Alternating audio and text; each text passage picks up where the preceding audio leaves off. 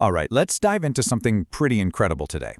We're going to explore this fascinating idea. What if our planet is actually communicating with us all the time, sending out signals about its health, its stress, through a kind of hidden language that maybe we're just now starting to learn how to decode? I mean, just think about that for a second. That one question, it changes everything, right? It reframes our entire relationship with the world around us. And that's really the central mystery we're going to get into, piecing together the clues our planet is sending out. So where do we even begin? How do we start to listen? Well, we're going to have to look beyond the usual headlines, beyond the obvious stuff, to find the much more subtle, interconnected signals the planet itself is generating. These are its most urgent messages. So yeah, think of this as a kind of planetary detective story. We're on the case, and we're going to follow a trail of clues that will take us from the fiery core of the Earth all the way up into the atmosphere we breathe every single day. Okay, so our first set of clues, they come from deep, deep within the planet. And this isn't just about the ground shaking during a big earthquake. It's about tuning into something much more profound. The Earth's deep, constant, rhythmic pulse, what you might call its seismic symphony. So we're not just talking about those big, destructive quakes that make the news. Nope. Scientists are now able to listen to the constant, low-level hum of the entire planet.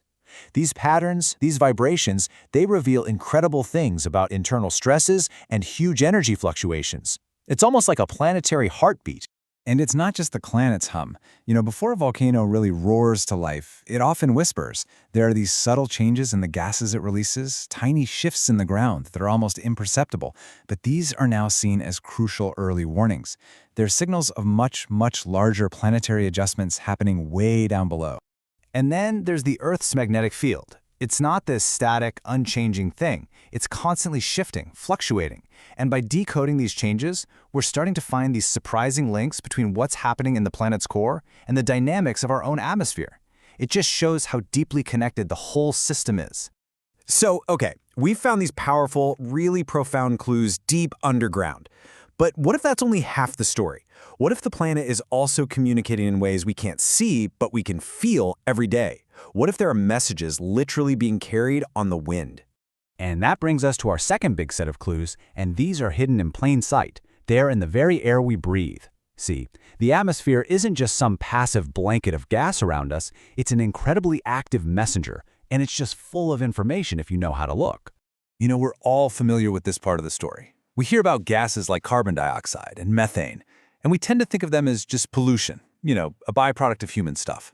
And while that's part of it, it's definitely not the whole story. What if we just reframe that completely? Instead of only seeing pollution, what if we see these atmospheric changes as a kind of planetary health readout? It's like a blood test for the Earth. These gases suddenly become critical indicators of global imbalances. But it gets even wilder. The atmosphere holds way more secrets than just gases.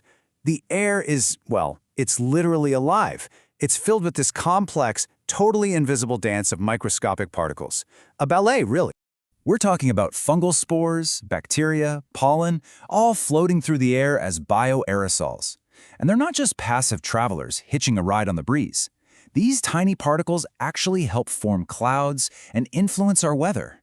And even more amazing, their specific mix can tell us about the health of the forests and oceans that they came from. All right, we've looked deep inside the Earth, we've looked up at the sky. So for our final set of clues, we have to go almost invisible. We're diving into the vast, interconnected network of microbial life. And the scale here is it's honestly hard to wrap your head around. There are trillions upon trillions of these tiny, hidden architects. And these microbes are shaping our world in ways we're only just beginning to appreciate, managing everything from how nutrients cycle to the stability of the ground itself. So to get a handle on this, let's think about three key realms where these little messengers operate.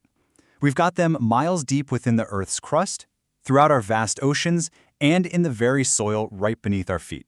And their jobs are incredibly specialized. The deep Earth microbes, they help maintain geological stability.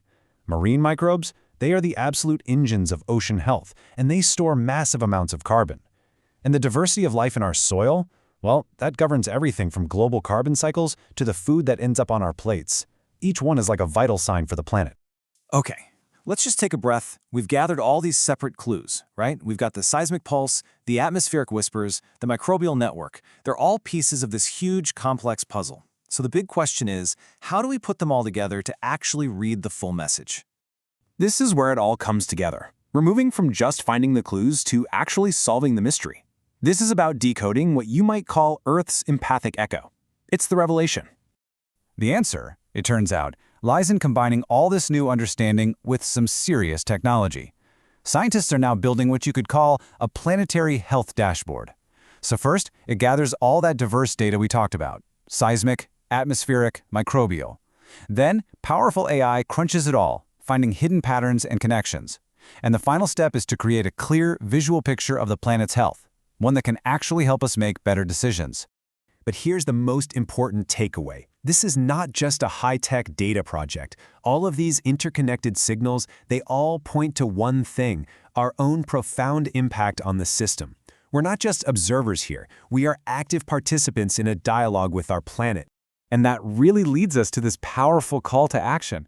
The science is telling us that it's time to stop just talking and to start truly listening, to become compassionate stewards who actually understand and respond to the Earth's needs based on the very signals it's sending us. So after following all these clues, we kind of come full circle.